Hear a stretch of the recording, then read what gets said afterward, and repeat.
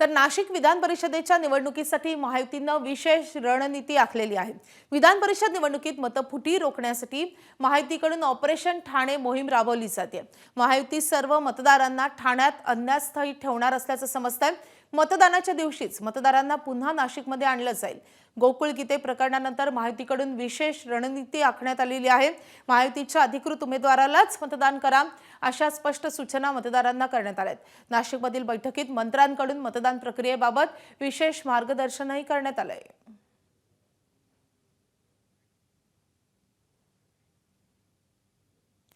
तर नाशिकमधली बंडखोरी शमवण्यात यश आलं असलं तरी नाशिक विधान परिषद निवडणुकीमध्ये महायुतीमध्ये नाराजी नाट्य कायम आहे। कारण राष्ट्रवादीचे आमदार हिरामण खोसकरांनी शिवसेनेचे उमेदवार नरेंद्र दराडे यांच्यावर नाराजी व्यक्त केली आहे। नरेंद्र दराडेंनी 5 वर्षात एकही काम केलं नाही असा आरोप हिरामण खोसकरांनी केलाय। निवडणूक झाल्यावर उमेदवारांना जमिनीवर राहावं असं देखील हिरामण खोसकर यांनी म्हटलंय।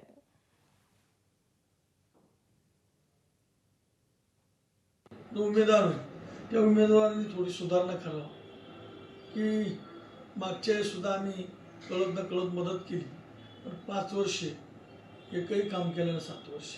आज आम्हाला पक्षाचा आदेश पाळायचा, पक्षाने आम्ही सांगितलं आम्ही 100% मदत करू। माझे दोन्ही नगर परिषदेचे काही नगरसेवक आहेत ते 100% मदत करतील। वहिनीनं आम्हाला आदेश दिलेला आहे, तटकर साहेबांनी आदेश दिलेला आहे, परंतु उमेदवाराने एकदा इलेक्शन झाल्यानंतर जमिनीवर आमची एवढी